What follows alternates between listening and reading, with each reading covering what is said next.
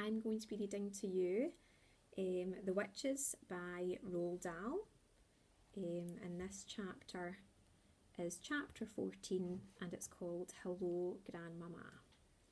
As soon as I was out of the ballroom, I took off like a flash. I streaked down the corridor, went through the lounge and the reading room and the library and the drawing room and came up to the stairs. Up the stairs I went, jumping quite easily from one to the other, keeping well and against the wall at all the time. "Are you with me, Bruno?" I whispered. "Right here," he said. My grandmother's room and my own were on the 5th floor. It was quite a climb, but we made it without meeting a single person on the way before everyone was using the lift. On the 5th floor, I raced along the corridor to the door of the grandmother's room. A pair of her shoes were standing outside the door to be cleaned. Bruno was alongside me. "What do we do now?" he said. Suddenly I caught sight of a chambermaid coming along the corridor towards us. I saw at once that she was the one who had reported me to the manager for keeping white mice, not therefore the sort of person I wanted to meet in my present condition. "Quick!" I said to Bruno. "Hide in one of those shoes." I hopped into one and Bruno hopped into the other. I waited for the maid to walk past us. She didn't. When she came to the shoes, she bent down and picked them up. And doing this, she put her right hand right inside the one I was hiding in. When one of the fingers touched me, I bit it. It was a silly thing to do, but I did it instinctively without thinking. The maid let out a scream that must have been heard by ships far out in the English Channel, and she dropped the shoes and ran like the wind down the corridor. My grandmother's door opened. "What on earth is going on out here?" she said. I darted between her legs into her room and Bruno followed me. "Close the door, Grandmama," I cried. "Please hurry." She looked around and saw 2 small brown mice in the carpet. "Please close it," I said. And this time she actually saw me talking and recognised my voice. She froze and became absolutely motionless. Every part of her body, her fingers, her hands and her arms and head became suddenly as stiff as a marble statue. Her face turned even paler than marble, and her eyes, they were stretched so wide I could see the whites all round them. Then she started to tremble. I thought she was going to faint and fall over. "Please close the door quickly, Grandmama," I said. "That awful maid might come in." She somehow managed to gather herself together enough to close the door, and she leaned against it, staring down at me, white-faced and shaking all over. I saw tears beginning to come out of her eyes and go dribbling down her cheeks. "Don't cry, Grandmama," I said. "Things could be a lot worse. I did get away from them. I'm still alive, and so is Bruno." Very slowly she bent down and picked me up with one hand, then she picked Bruno up with the other hand and put us both on the table. There was a bowl of bananas in the centre of the table, and Bruno jumped straight into it and began tearing away with his teeth at one of the banana skins to get to the fruit inside. My grandmother grasped the arm of her chair to steady herself, but her eyes never left me. "Sit down, dear Grandmama," I said. She collapsed into her chair. "Oh, my darling," she murmured, and now the tears were really streaming down her cheeks. "Oh, my poor, sweet darling. What have they done to you?" "I know what they've done, Grandmama, and I know what I am, but the funny thing is that I don't honestly feel especially bad about it. I don't even feel angry. In fact, I feel rather good. I know I'm not a boy any longer, and I never will be again, but I'll be quite all right as long as there's always you to look after me." I was not just trying to console her, I was being absolutely honest about the way I felt.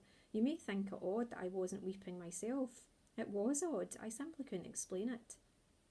"Of course I'll look after you," my grandmother murmured. "Who's the other one?" "That was a boy called Bruno Jenkins," I told her. "They got him first." My grandmother took a new long black cigar out of her case in her handbag and put it in her mouth. Then she got out a box of matches. She struck a match, but her fingers were shaking so much that the flame kept missing the end of the cigar. When she got it lit at last, she took a long pull and sucked in the smoke that seemed to calm her down a bit.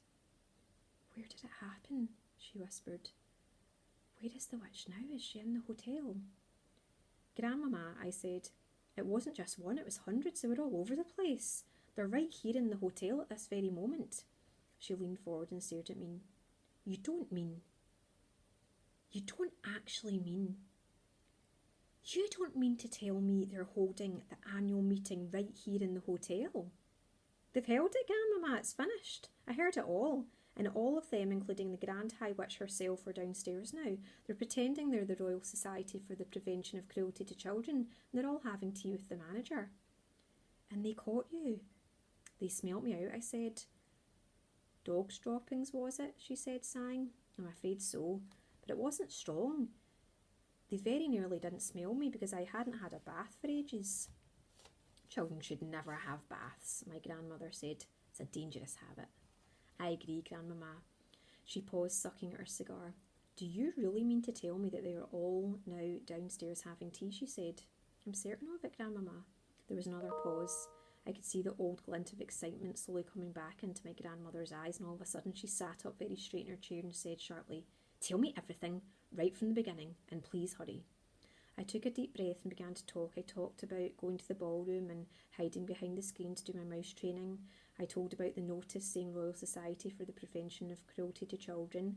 I told her all about the women coming in and sitting down, and about the small woman who appeared on the stage and took off her mask. But when it came to describing what her face looked like underneath the mask, I simply couldn't find the right words. It was horrible, Grandmama, I said. Oh, it was horrible. It was like something that was going rotten. Go on, my grandmother said. Don't stop. Then I told her all about others taking off their wigs and their gloves and their shoes, and how I saw before me a sea of bald, pimply heads, and how the women's fingers had little claws and how their feet had no toes. My grandmother had come forward now in her armchair so that she was sitting right to the edge of it. Both her hands were cupped over the gold knob of the stick that she always used in walking, and she was staring at me with eyes as bright as 2 stars. Then I told her how the Grand High Witch had shot out the fiery white hot sparks, and how they'd turned one of the other witches into a puff of smoke. I've heard about that, my grandmother said, but I never quite believed it. You're the first known witch ever to see it happening. It's the Grand High Witch's most famous punishment. It's known as getting fired, and all the other witches are petrified of having it done to them. And I told that the Grand High Witch makes it a rule to fry at least one witch at each annual meeting, and she does it in order to keep the rest of them on their toes. But they don't actually have any toes, Grandmama. I know they don't, my darling. But please go on. So then I told my grandmother about the delayed action mouse maker, and when I came to the bit about turning all the children of England into mice, she actually leapt out of her chair shouting, I knew it! I knew they were brewing something up. Something tremendous. We've got to stop them, I said. She turned and stared at me. You can't stop witches, she said. Just look at the power that terrible Grand High Witch has in her eyes alone. She could kill any of us at any time with those white hot sparks of hers. You saw it yourself. Even so, Grandmama, we've still got to stop her from turning all the children of England into mice. You haven't quite finished, she said. Tell me about Bruno. How did they get him? So I described how Bruno Jenkins had come in and how I actually seen him with my own eyes being shrunk into a mouse. My grandmother looked at Bruno, who was guzzling away in the bowl of bananas. Does he never stop eating? She asked. Never, I said. Can you explain something to me, Grandmama? I'll try, she said. She reached out and lifted me off the table and put me in her lap. Very gently she began stroking the soft fur along my back. It felt nice. What is it you want to ask me, darling? She said. The thing I don't understand, I said, is how Bruno and I are still able to talk and think just as we did before. Quite simple, my grandmother said. All they've done is to shrink you and give you 4 legs and furry coat, but they haven't been able to change you into 100% mouse. You're still yourself in everything except your appearance. You've still got your own mind, your own brain, your own voice, and thank goodness for that. So I'm not really an ordinary mouse at all. I said, I'm a sort of mouse person. Quite right, she said. You're a human in mouse's clothing. You're very special. We sat there in silence for a few moments while my grandmother went on stroking me very gently with one finger and puffing her cigar with the other hand. The only sound in the room was made by Bruno as he attacked the bananas in the bowl. But I wasn't doing nothing as I lay there in her lap. I was thinking like mad. My brain was whizzing as it never was before. Grandmama, I said, I may have a bit of an idea. Yes, my darling, what is it? The Grand High Witch told them her room was number 454, right? Right, she said. Well, my room is number 554. Mine, 554, is on the 5th floor. So hers, 454, will be on the 4th floor. That is correct, my grandmother said. Then don't you think it's possible that room 454 is directly underneath room 554? That's more than likely, she said. These modern hotels are built like boxes of bricks. But what if it is? Would you please take me out onto my balcony so I can look down, I said. All the rooms in the Hotel Magnificent had small private balconies. My grandmother carried me through into my own room and put me out onto the balcony. We both peered down to the balcony immediately below. Now, if that is her room, I said, then I'll bet I could climb down there and somehow get in.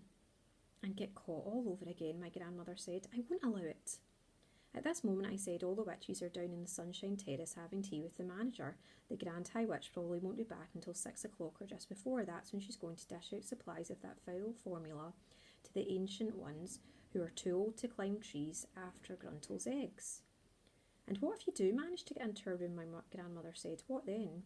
Then I should try to find the place where she keeps her supply of delayed action mouse maker, and if I succeed, then I would steal one bottle of it and bring it back here. Could you carry it? I think so, I said. It's a very small bottle.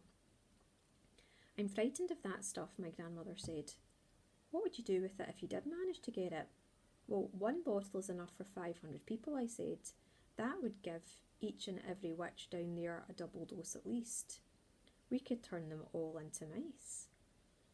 My grandmother jumped about an inch into the air. We were out in the balcony and there was a drop of about 1,000,000 feet below us, and I very nearly bounced out of her hand over the railings when she jumped.